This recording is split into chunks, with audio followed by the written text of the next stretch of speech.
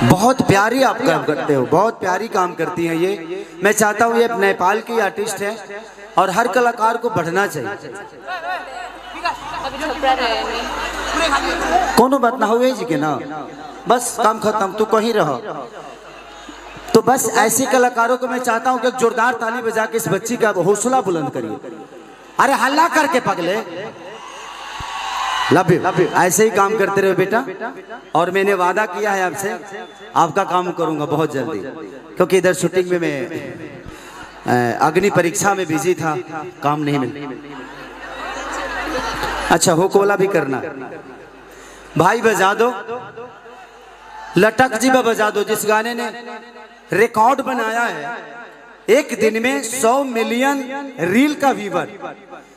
पहली बार हिंदुस्तान में ऐसा हुआ कि एक दिन में 100 मिलियन व्यूवर रील का हो, और वो भी एक रील का।